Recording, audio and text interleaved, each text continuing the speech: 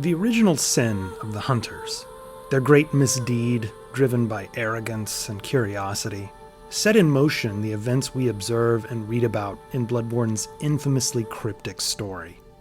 In the remote fishing hamlet, the scholars of Byrgenwerth, the first of countless hunters, committed atrocities that would forever haunt the members of this blood-stained profession. Although these events fundamentally shape Bloodborne's in-game narrative, the atrocities of the fishing hamlet, along with those committed later by the Mensis scholars, are the most significant elements of the game in terms of our ability to decipher Bloodborne's hidden meaning. In this concluding episode of the series, we'll make our final foray into Bloodborne's medical metaphor and attempt to explain its origins. If game director Hidetaka Miyazaki did in fact set out to tell a horror story inspired by real-life early medicine, there was no shortage of historical material to work with.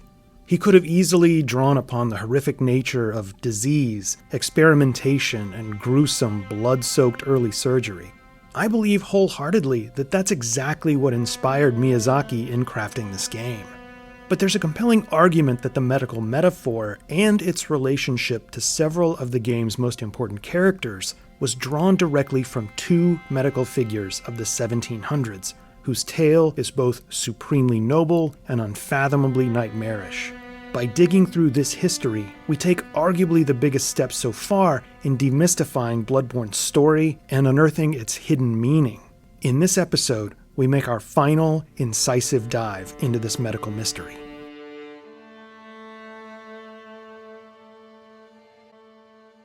Across 15 installments of this series, we've discussed the many ways that Bloodborne reflects the evolution of medical science in 17 and 1800s Great Britain. I've argued that the game's leading figures represent the medical scholars, surgeons, and anatomists of the period, whereas the Great Ones symbolize the internal organs and systems of the body that could only be encountered and understood by gaining eyes on the inside. A clever double entendre meaning insight and a literal view inside the human body. But what was the impetus for telling this kind of story? In this episode, we'll try to accomplish two main goals. First, we'll examine the shared attributes and histories of two essential female figures of Bloodborne. Their adjacency to the game's most pivotal plot points appears to stand as a testament to these characters' relevance to Bloodborne's in-game story and lore, and to the game's underlying meaning.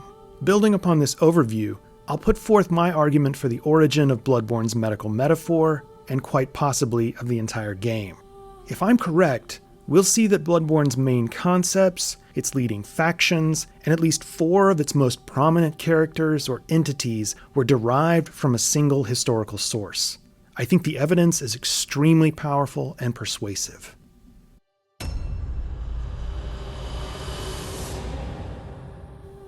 It's no secret that pregnancy and childbirth are prominent themes in Bloodborne that are presented oftentimes with no subtlety whatsoever. Ariana, for example, becomes pregnant and eventually gives birth to a celestial child, presumably an infant Great One. Annalise, Queen of the Vile Bloods, tasks her followers with collecting blood dregs so that one day she may give birth to a child of blood. But pregnancy is the central feature of the game's 2 most important female figures, neither of whom utters a single word of dialogue: Queen Yharnam and the Great One, Kos. These 2 voiceless characters possess virtually identical stories, and by examining their relationship to the hunters, we can reveal the game's historical origins. We can begin this exploration in the Hunter's Nightmare, which is a living record of the dreadful exploits of Bloodborne's oldest institutions, specifically Byrgenwerth, the Healing Church, and their old hunters.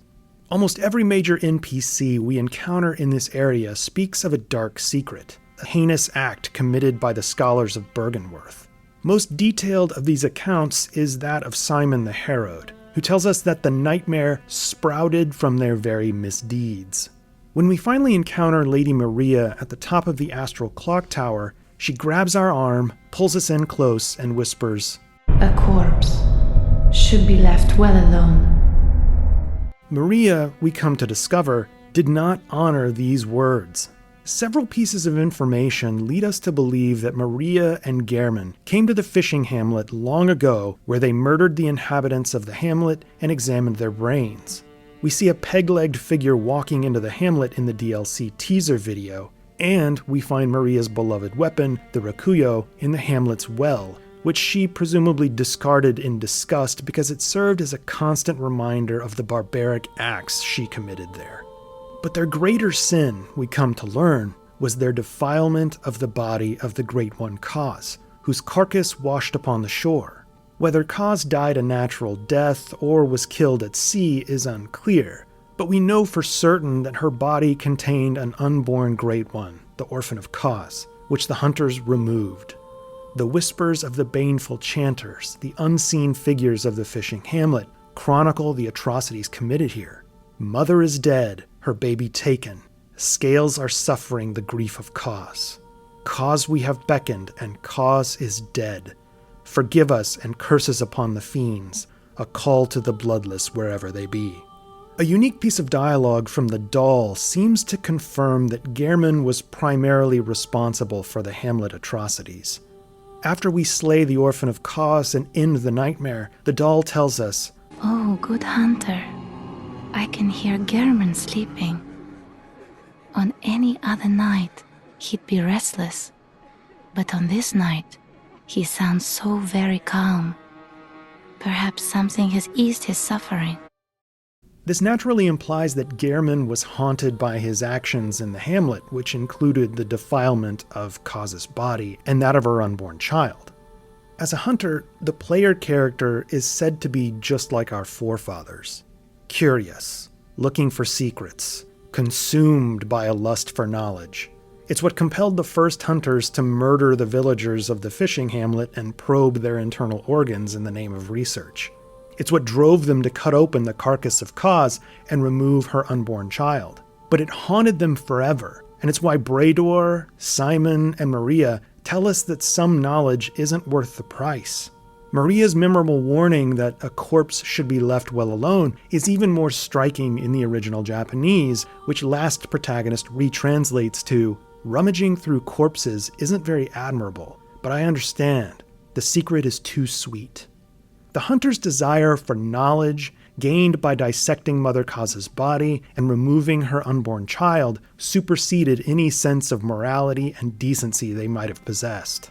Although the evidence is far less direct, there are numerous pieces of information indicating that the circumstances surrounding Kos are virtually identical to those of Queen Yharnam.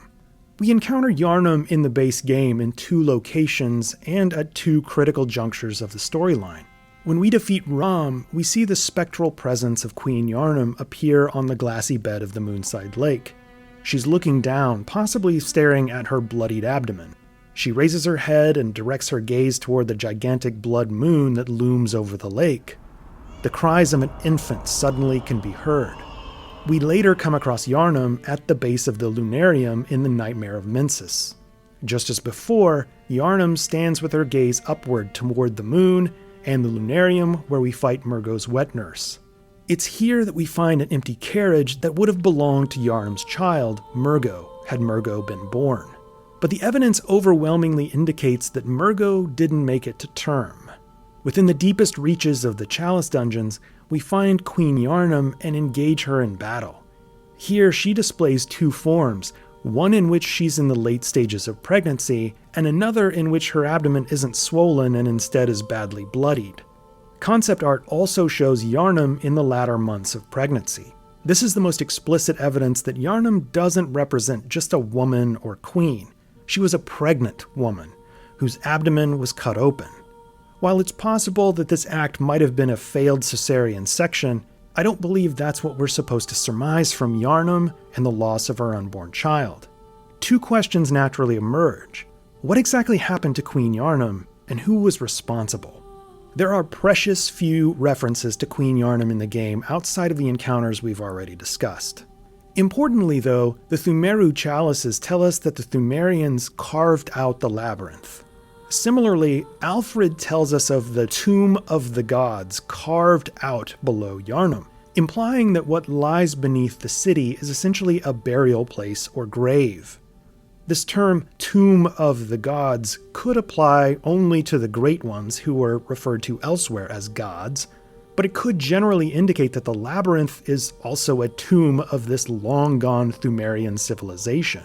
We know that Byrgenwerth's scholars delved into the labyrinth. Alfred indicates as much, as does the Tomb Prospector set. But something that I don't think we've collectively paid enough attention to is the linkage between Byrgenwerth and Queen Yharnam. The last barrier we have to overcome to access the College of Byrgenwerth is the boss of the Forbidden Woods, the Shadow of Yharnam. The name of this boss isn't a reference to the city of Yharnam. It's a reference to the queen. It's why we later encounter these shadow figures on the same level of Murgo's loft on which we find Queen Yharnam. Presumably, the shadows are the servants of the queen who are mentioned in the Blood Rapture rune, which is dropped by the Shadow of Yharnam boss. But why does that matter? The boss fight arena for the Shadow of Yharnam is immediately adjacent to the grounds of the College of Byrgenwerth. This lamp location is called the Forbidden Grave. And as we've repeatedly discussed in this series, the word Bergen is an Old English word meaning burial place or grave, indicating that the College of Byrgenwerth essentially is the College of the Grave. When we piece all of this together, I believe we're supposed to see that the Byrgenwerth scholars, who are described as tomb prospectors, created their own dig site on the edge of the college grounds, in essence digging through and prospecting within this forbidden grave. It was here that they accessed the tomb of the gods and dug up the dead, pregnant body of Queen Yharnam and dissected it. I realize that many people will reject this idea, but let's run with it. Yharnam and the Pthumerians are representations of the undead, if not just the dead. The Pthumerian look, as it's sometimes called, is intentional. They're designed to look like dead bodies. Their skin is ghostly pale, their eyes are recessed with dark rings around them, their cheeks are sunken, the skin around their lips is wrinkled from dehydration, just as it would be in a body in the days after death. It's quite possible that their name is even a reference to the fact that they're dead. The term umaru in Japanese, as I understand it, means buried in the ground, although I'd like to receive better confirmation from a native speaker. While yes, we encounter Yharnam in a physical form of sorts, we do so at the bottom of a place called a tomb. In our other encounters, she's a spirit figure with no physical presence. This further reinforces the idea that Yharnam is dead.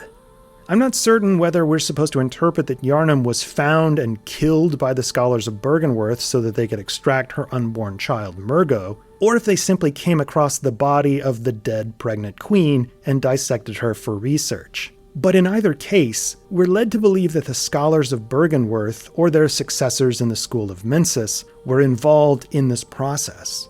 We know that Rom is hiding the ritual of Mensis, blocking our access to the hidden village of Yahar'gul. When we kill Rom, a veil is lifted, Murgo's cries begin, and we see Yharnam appear on the lake. We thus can conclude that the ritual of Mensis that Rom was hiding involved Murgo, or even Yharnam and Murgo. When we access the nightmare of Mensis by touching the dead body of Mikolash near Advent Plaza, we're able to yet again encounter Yharnam, hear the cries of Murgo, defeat Mikolash, who was behind the Mensis ritual, and eventually slay Murgo's wet nurse, which brings an end to the nightmare. I've argued that the ritual of Mensis is a metaphor for anatomical dissection, but I stopped short of saying exactly what it entailed. In my reading of the evidence, the ritual of Mensis was the dissection of Queen Yharnam and her unborn child, which created the nightmare of Mensis. Yharnam's consciousness or spirit cannot rest, nor can the cries of Murgo be silenced until this horrific act is avenged and the wet nurse, a knife-wielding dissector, is slain in atonement. If you're open to this idea but still not convinced, the latter half of this episode might change your mind. But first, let's look at one more thing associated with Queen Yharnam. If we navigate the Chalice dungeons and eventually defeat Queen Yharnam, she drops a strange item called the Yharnam Stone. Many players have suggested this item refers to an ectopic pregnancy, or a lithopedion, a fetus that dies and calcifies outside of the womb and is commonly called a stone baby. This trinket absolutely confounded the lore community for years. For all the effort it takes to reach, let alone defeat Yharnam, we're rewarded with this token that has no application as a currency, has no impact on the player's stats, and has no ability to unlock new areas. It appears to have just one use, although it was cut from the final release version of the game. Lance McDonald revealed in a 2019 video that if the player carries the Yharnam stone and ventures to the fishing hamlet, there's a dialogue option in which the player may give the stone to the hamlet priest. If we do, the priest says, Kos, fair child of Kos, time is not, and the sea rumbles afar, and yet the mother's pungent devotion can still be felt. Although there's likely no in-game connection whatsoever between Queen Yharnam and Mother Kos, the Yharnam Stone item and this unused bit of content reinforce the idea that the stories are essentially one and the same with these two mother figures whose unborn children were taken from their dissected bodies. Fine, you might think. The hunters carved up the pregnant bodies of Kos and Yharnam. What does that have to do with Bloodborne's medical metaphor? Far more than you might fathom. In the mid-1700s, within the heart of the Georgian era of British history, the world of medical research would be permanently altered by the groundbreaking and equally horrifying work of two men. These men, just like Maria and Gehrman, would become forever known for dissecting the bodies of pregnant women and their unborn children in the pursuit of higher knowledge. These men were the Hunters, and I believe their story was the primary inspiration for Bloodborne's Hunters and its medical metaphor, if not the entire game itself. It's not an embellishment to say that there are no larger names in the history of anatomical dissection in Great Britain than William and John Hunter, brothers who were born in 1718 and 1728 in the countryside south of Glasgow, Scotland. The elder brother, William, abandoned his plans to join the clergy in favor of medicine, earning his medical degree from Glasgow University before accepting an apprenticeship with Scottish physician William Cullen. Cullen would go on to become professor of chemistry and pathology at the University of Edinburgh and a leading medical scholar of the central nervous system. As I argued in part 4 of this series, I believe William Cullen was a key inspiration for Provost Willem. William Hunter briefly studied at the University of Edinburgh before relocating to London in the 1740s to assist two fellow Scottish physicians in their midwifery practice. Because he was able to ingratiate himself with the intellectuals and high society of London rather quickly, William chose to break an agreement with his former master, William Cullen, to become a junior partner in his practice in Scotland. He instead remained in the English capital to continue his work in midwifery. It was a wise and lucrative decision. By his mid-40s, as described by researcher Peter M. Dunn, William Hunter had become the leading physician-man-midwife of his day. But William's passion and the source of his fame was his zeal for anatomical dissection as a tool for teaching and research. In 1746, William opened his own anatomy school in London that was unique in all of England. Unlike the medical schools at Oxford and Cambridge, or even other private anatomy schools of Great Britain, William's anatomy school guaranteed that every student would receive his own cadaver to dissect at every session of the 4-month-long course.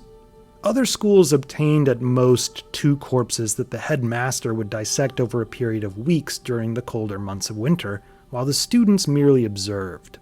The steady stream of fresh bodies to William's anatomy school was unheard of at the time.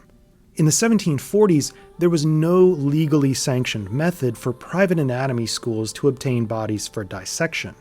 The Murder Act of 1752, which allowed executed criminals to be dissected, was still years from passage when William founded his anatomy school. Because William enrolled as many as 100 students per term, the demand for bodies was staggering. To satisfy this demand, the only recourse was body snatching, the digging up of coffins from fresh graves, dragging the body out with a length of rope, shoving it into a sack, and transporting the corpse under the cover of night to the basement of the anatomy school. The task of obtaining bodies fell to William's brother, John, who had come to London to train under William, who was 10 years his senior. Within a few years, John would become a full partner in the operation of the Hunter School. While William would lecture and present practical information from his perspective as a physician, John would demonstrate dissection and surgical applications on the cutting table. In the school's early years, to satisfy their cadaver demand, It's believed that John dug up bodies himself. This lasted for only a short time before he expanded his grave-robbing operation to include anatomy students and eventually a hired band of professional body snatchers.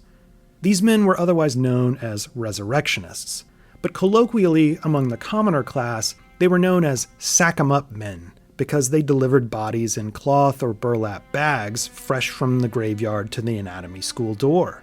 These figures were the inspiration for Bloodborne's kidnapper enemies, commonly called bagmen, as we discussed in part 5 of this series. The kidnappers kill the player character and deliver the body in a bag to the underground keep below Yahar'gul. John Hunter would soon surpass the dissecting prowess of his older brother, thanks to his extraordinary knife skills and his penchant for experimentation. In his 12 years at the Hunter's Anatomy School, first as an apprentice and later as a researcher and lecturer, John Hunter dissected more than 2,000 bodies, making him the most prolific anatomist of the Georgian era.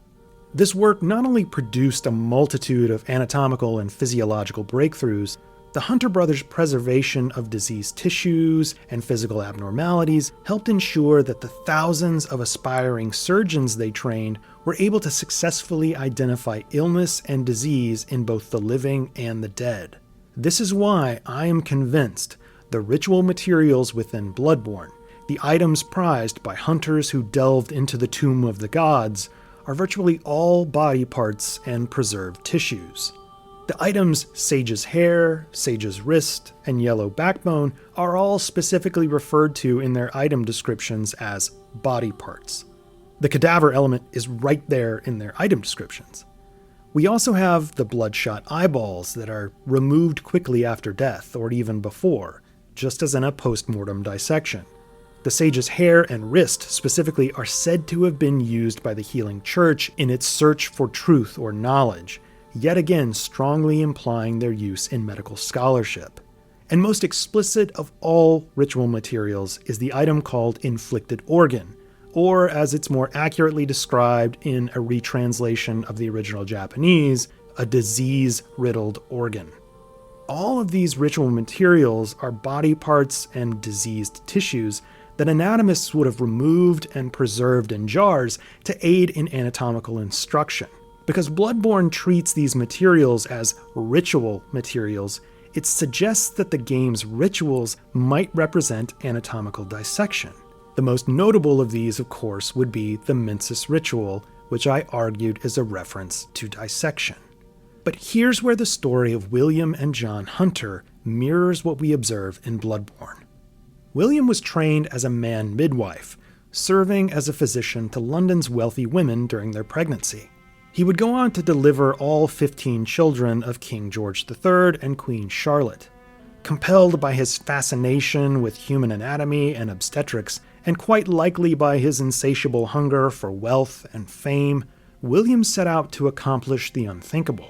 He would dedicate the latter half of his life to studying and, more importantly, to visually capturing the development of the fetus at every stage of pregnancy. In the mid-1700s, little was known about fetal development. Not surprising, considering there were social, religious, and logistical barriers to fetal study. Not only was it considered morally reprehensible to dissect the corpse of a pregnant woman, a fetus, or a stillborn child, there were few opportunities to do so even if the anatomist was unbound by social mores. Although women weren't spared from capital punishment in 18th century Great Britain, it was unheard of that a pregnant woman would be sent to the gallows and thereby render her corpse fair game for the dissecting table.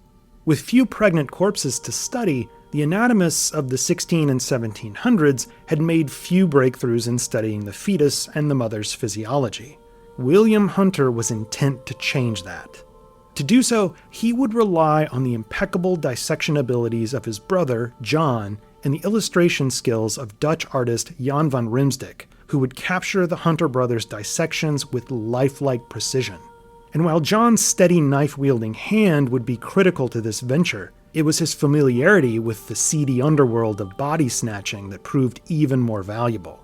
As historian Wendy Moore chronicled in her 2005 biography of John Hunter titled The Knife Man, the Hunter brothers secured the corpses of at least 5 pregnant women, paying their team of body snatchers to exhume the bodies, often within hours of burial. Through John's meticulous handiwork, the hunters and the artist Van Riemsdyk created 34 engravings that would constitute William Hunter's magnum opus, Anatomy of the Human Gravid Uterus, which he published in 1774. The book, which was printed as an elephant folio of unusually large proportions to ensure the visibility of Van Riemsdyk's striking sketches, showed the fetus in its various development phases, including its final state just days before birth. Medical scholars acknowledge that the hunters could have exhumed and dissected as many as 20 pregnant women in the completion of the Anatomy of the Human Gravid Uterus. But I suspect that the story of the Hunter brothers might have come to the attention of Hidetaka Miyazaki in or around 2010, following the publication of a shocking and highly contentious article by sociologist Don Shelton. In his piece published in the Journal of the Royal Society of Medicine, Shelton cites hospital data of the period to conclude that there simply weren't enough dead pregnant women in London to have accounted for the known dissections of William and John Hunter. Pregnant women by nature tend to be young and healthy, and deaths during pregnancy were much less frequent than they were among infants, children, and the elderly, or even among women shortly after they gave birth and died from blood loss or infection. Instead, Shelton argues, the Hunter brothers didn't just dig up the corpses of pregnant women, they paid men to kill and deliver the bodies of expectant mothers to the doorstep of the Hunter's Anatomy Theater. William Hunter, much like Gehrman, might have been driven by such a powerful, manic curiosity that it would compel him to engage in this murder-for-hire scheme to obtain these anatomical treasures. Although Shelton's article received coverage in the mainstream press, leading to television pieces and news stories in the British news source The Guardian, historians and medical scholars almost universally denounced Shelton's conclusion, insisting that he had ignored the fact that William Hunter was a physician at a lying-in hospital, and would have known when pregnant women at the hospital would have died. The Hunters, therefore, could have easily targeted the graves of these women rather than digging up graves at random in hopes of finding a dead expectant mother, or hiring men to kill and deliver these prized specimens.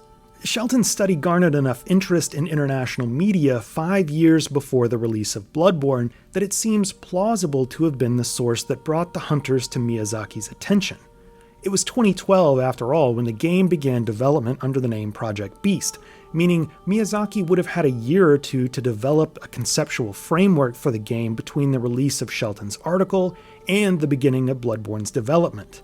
Bloodborne's inescapable medical metaphor and its central themes of pregnancy and childbirth would make perfect sense in a game inspired by William and John Hunter and their dissection of pregnant women in the name of medical science. Bloodborne builds upon this primary historical source, expanding the game to subtly reflect the evolution of medical science and practice in the 17 and 1800s, rooting its gothic horror aesthetic in the real-life history of Edinburgh, the center of medical study of the Victorian period. I've argued in several episodes of this series that the Great Ones of Bloodborne were designed to resemble things found within the human body, organs, systems, and even fetuses, because that's what anatomical researchers would have discovered during the course of dissection, the main form of medical research in the 17 and 1800s. But as I noted in Part 12c, the Great Ones also have a subtle element to them that connects us back to William and John Hunter. The Great Ones seem to possess some aspect that is associated with pregnancy and childbirth. Based on what we now know, this doesn't seem at all coincidental. The Great Ones aren't just based on things found within any cadaver's body. They represent the organs and systems that would have been found within the dead bodies of pregnant women and their unborn children. It's why Kos, the central figure of the hunter's nightmare and source of the Curse of Kos, is designed as a massive womb, and her unborn child, the Orphan of Kos, is a fetus. It's also why the brain of Mensis is described as a rotten, eroded brain. It's the brain of a dead fetus that had begun to decompose. And that's why, when the Mensis scholars encountered this Great One, their brains were stillborn. We're supposed to associate the brain of Mensis with a dead fetus or stillborn child whose rotting brain would have been discovered during an anatomical dissection of a pregnant woman and the child she was carrying. Finally, it's why the moon presence's face is a cross-section of an umbilical cord while its body is designed as the circulatory system. John Hunter's most important medical discovery that resulted from the dissection of pregnant women was that the fetus's blood circulation was separate from that of the mother's. That the final boss of the game is a giant circulatory system seems very relevant. Queen Yharnam and Mother Kos are our connections to the real-life history of William and John Hunter, and Maria and Gehrman, presumably the first two in a long lineage of Hunters, seem to be the direct analogs to the Hunter brothers. Much like the younger John served first as an apprentice to his older brother, so too did Maria serve as a student to Gehrman, the first Hunter. Together, they raided the fishing hamlet and committed the original sin of the game, the defilement of Mother Kos's corpse and the removal of her dead unborn child, just as the Hunter brothers gained medical fame and infamy for their dissection of pregnant women. Why would Kos be designed as an oceanic creature that would have washed up on the shore of the fishing hamlet like a whale, only to be dissected?